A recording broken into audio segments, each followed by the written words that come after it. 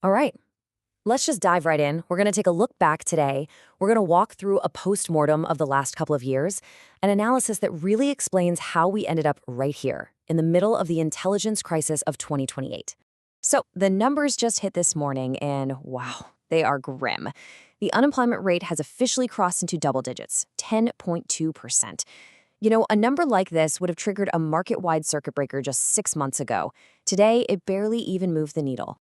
And at the same time, the market just continues its free fall. The S&P 500 is now down a staggering 38% from its peak, which was all the way back in October of 2026.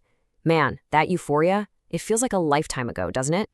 It is just so hard to believe it only took 2 years to get from what officials were calling, contained and sector-specific issues to, well, to this. The speed of this collapse just caught everybody flat-footed. So let's unpack the chain of events that brought us to June 2028. When you look back, this crisis didn't start with a big dramatic crash. It actually began as this quiet, almost insidious negative feedback loop that really kicked into gear back in 2026. The first real warning sign was this strange new thing that pundits started calling ghost GDP.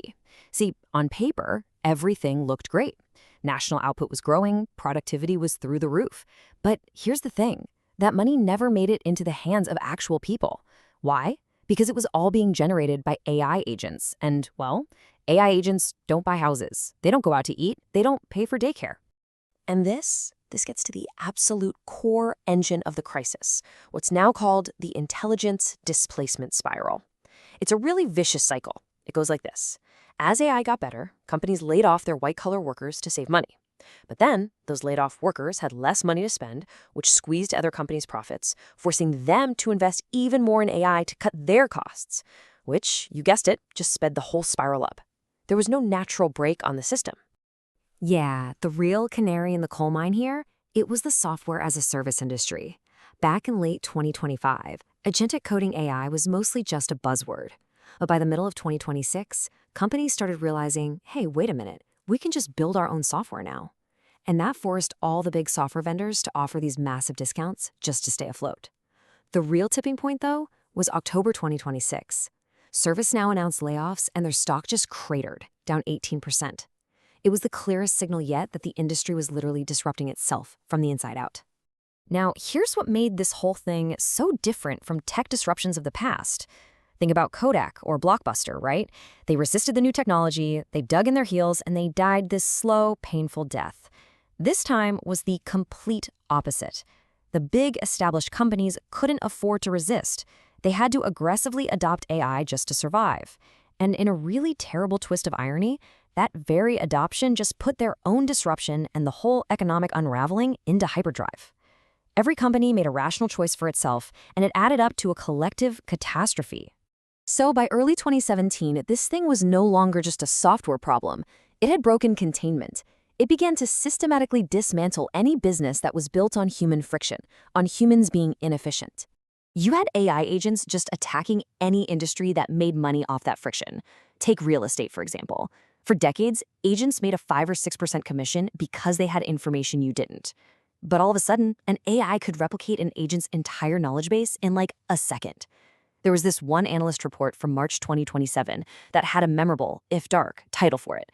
They called it agent-on-agent violence, as those commissions just completely crumbled. And the result? Poof. Trillions of dollars in enterprise value just vanished. Any business model built on the idea that people are too busy or too lazy or just not informed enough to find the best deal, it was suddenly toast. AI agents were optimizing everything for the consumer, automatically reshopping your car insurance every 6 months, booking your travel, handling routine legal work. This entire middle layer of the economy, it just collapsed.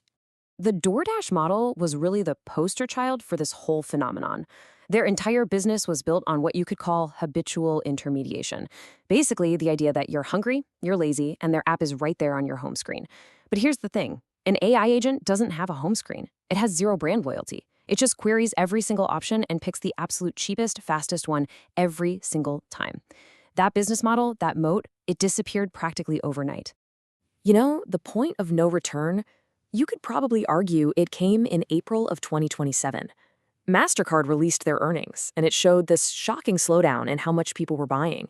And why? Well, AI agents figured out that the biggest fee they could get rid of for you was the 2 to 3% credit card interchange fee. So they just started routing payments through cheaper options like stablecoins. The disruption wasn't just about consumer products anymore, it was now attacking the fundamental plumbing of our financial system.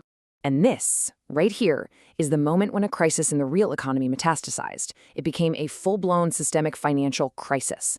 This is when the system started to turn on itself. The big smoking gun was the default of Zendesk in September 2027. Now, this was a massive deal, a $10.2 billion buyout, backed by a $5 billion loan.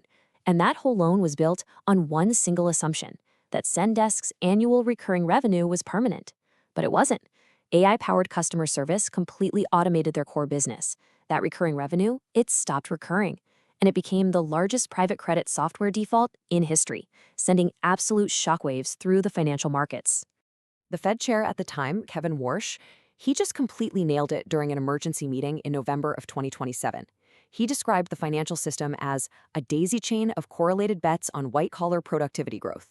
From the private credit funds to the insurance companies that own that debt, the entire system was leveraged to the hilt on the idea that white-collar jobs were safe. And when that assumption broke, the whole chain began to snap. And once everyone saw that, it led to the single most terrifying question of the entire crisis, one that put the $13 trillion U.S. residential mortgage market right in the crosshairs. The question was simple, and it was brutal. With all these high-paying white-collar jobs just vanishing, are prime mortgages, the very bedrock of our financial system, still actually money good? Now, this isn't like 2008 where a lot of the loans were bad from the start. These were perfect loans, made to people with 780 FICO scores. But the world around those loans changed. The core assumption that a prime borrower would keep their income for 30 years was suddenly terrifyingly in doubt.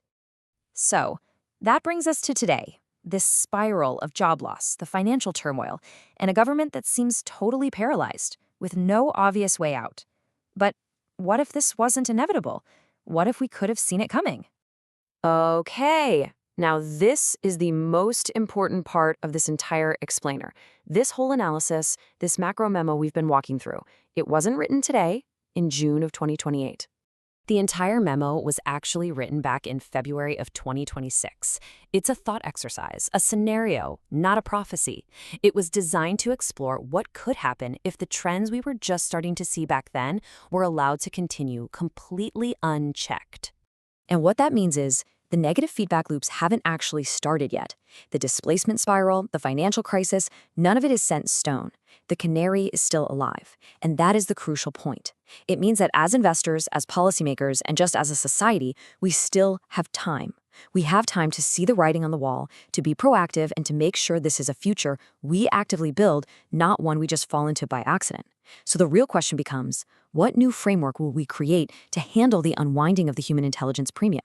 Because right now, that's the only question that really matters.